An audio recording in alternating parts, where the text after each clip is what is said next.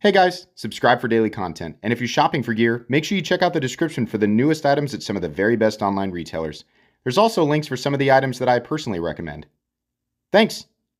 What's going on YouTube? Metal Complex here, and today I've got another interesting knife review / knife overview to share with you guys. This is the Artisan Cutlery and Ferrum Forge Valor, which is a pretty interesting titanium frame lock that's got a good price tag on it. I will link it right down below. Depending on when you're watching this video, it may or may not be available. It does help my channel when you use my links, but that's up to you. Thanks so much to Artisan Cutlery for sending this in for review. Thanks to my patrons for supporting me, and please make sure to follow me on Instagram at metal_complex. I'm going to say this right off the bat because if I don't, then people are going to point it out aggressively in the comments section. Everybody looks at that pivot and says exactly the same thing. The fact is that that symbol has been used by so many different cultures to represent so many different things, and this a lot of this predates the use that everybody is thinking of, but it doesn't matter. Most people are not going to take the time to look that up. They're just gonna, they're just gonna complain about it. So truthfully, it's like every time I make if I take a picture and put it on Instagram of an Artisan Cutlery that's got this pivot, right, there's always somebody down there complaining about it. And I don't know, I kind of feel like maybe just, it sucks that people won't take the time to understand.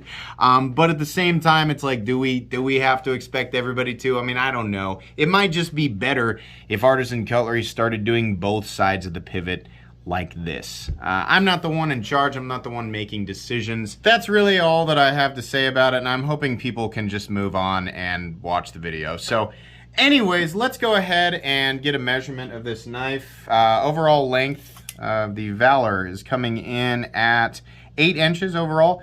Blade length is coming in at 3.5 inches, and cutting edge is coming in at about, it's a little over 3 1/8. There's a nice big roomy choil, which is typical of Ferrum Forge designs. Let's go ahead and do some size comparisons, just a couple here, up against the Ontario Rat Model 1 and the Ontario Rat Model 2. You can see there it's got a lot of presence, but it's kind of in between those two. How about up against the Demco AD 20.5? Definitely a little bit larger than that knife.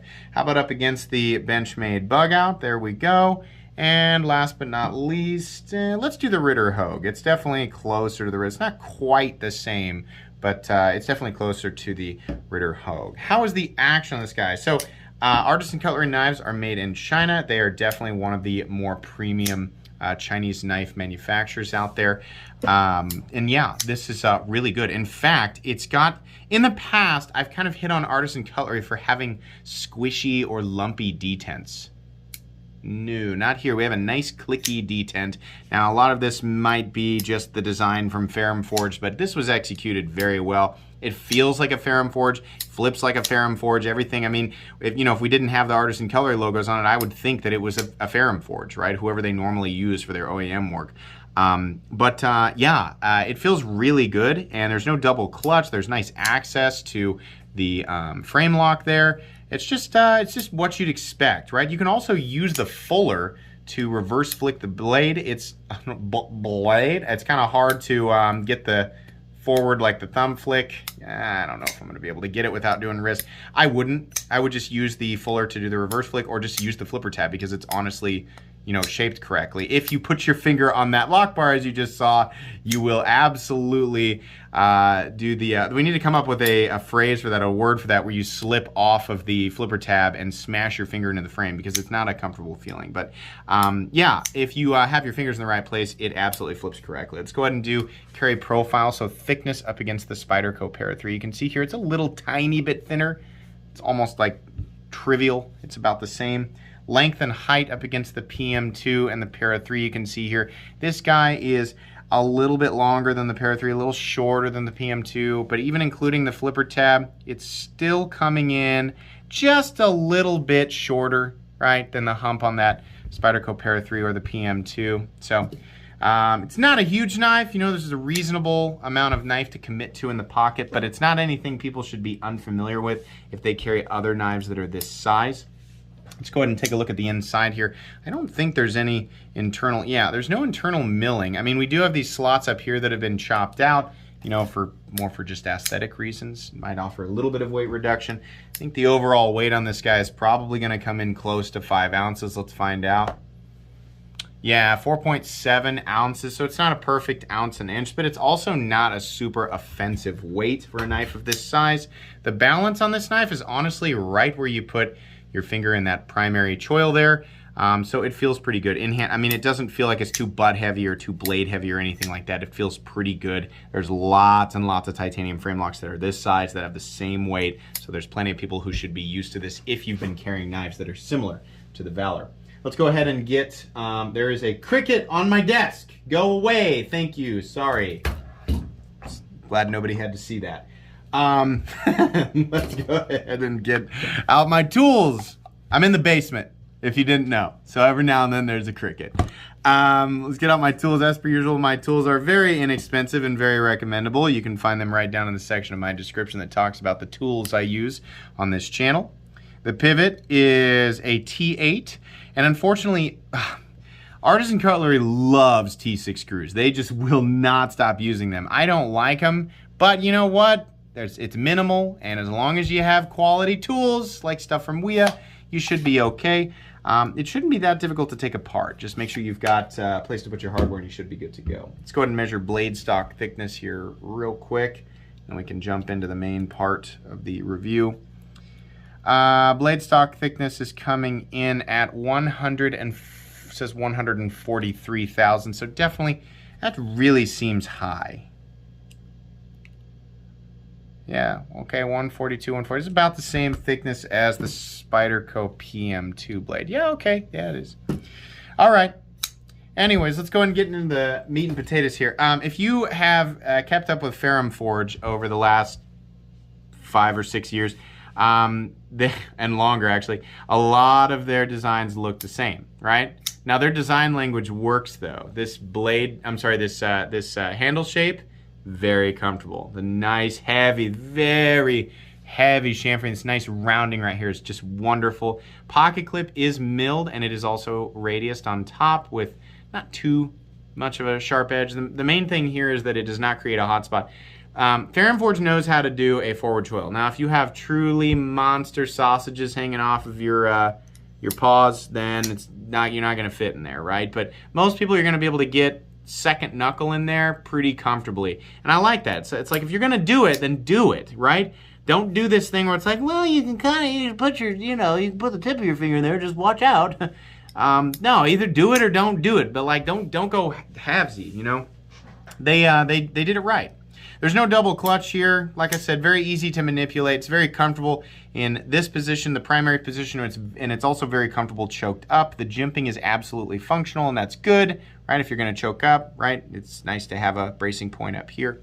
The main thing here that separates this from other Ferrum Forge designs is this lineup here. Every now and then, like they kind of do, it's not the same thing, but they, did some weird stuff with the malice.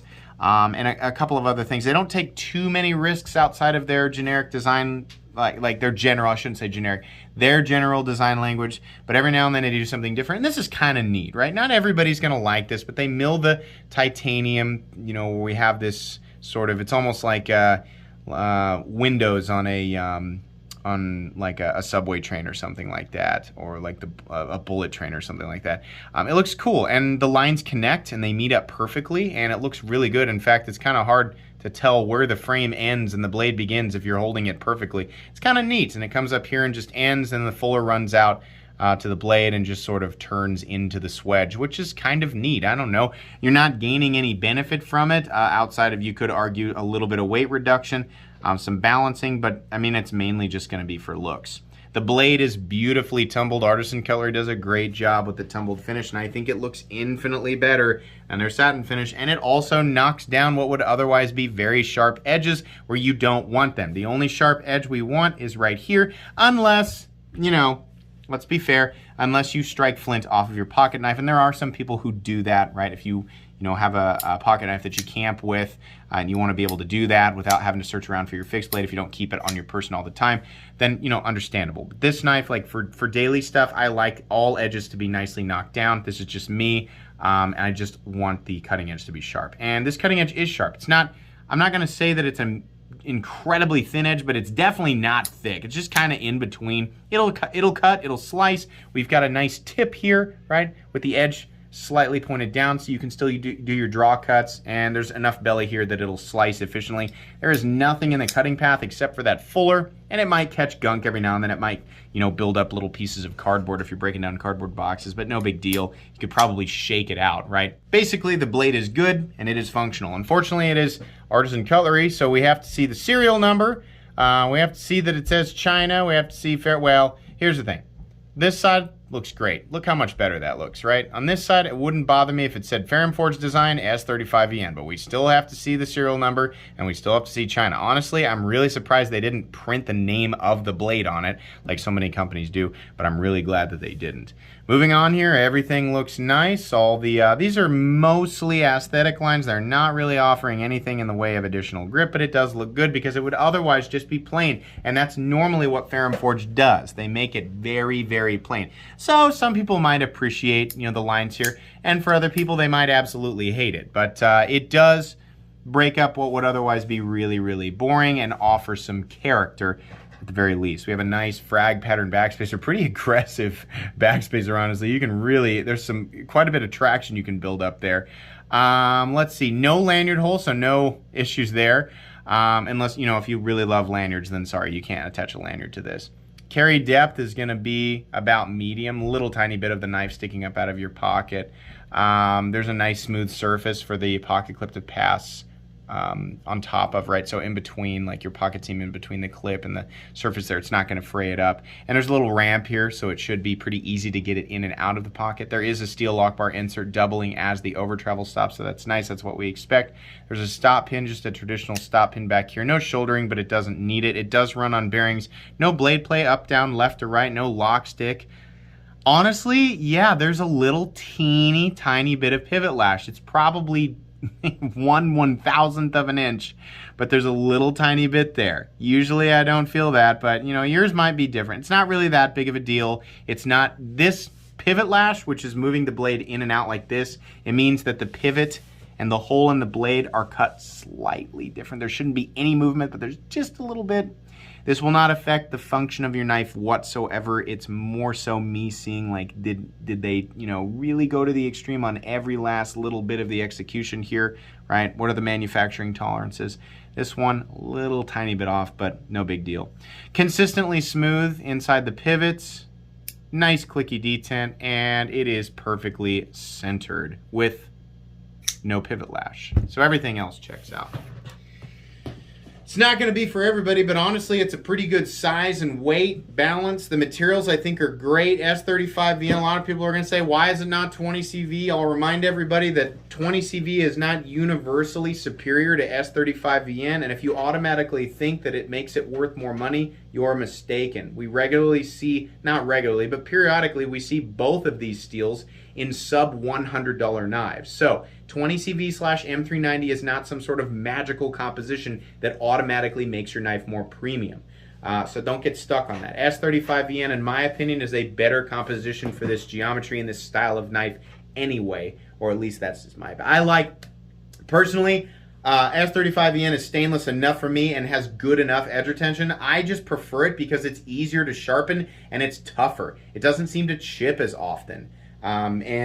Stropping it back to life is just easier. I just like it more, but you can have your preference. This knife comes in at $200, which I think is pretty fair considering the knife world right now is kind of like if it's a premium Chinese knife using, titanium, and it's got some, interesting milling, and it's got a milled clip, and it's running on bearings, and it's using either S35VN or CPM 20CV, it's like automatically $250 plus. So this is coming in at $50 under that mark, or $30 under the mark, and some, there's some decent competition out there. This is a reasonably fair price for this knife.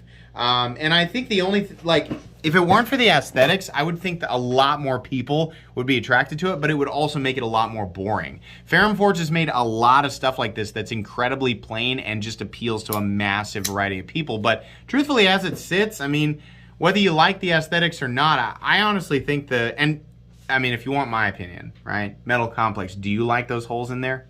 Not really.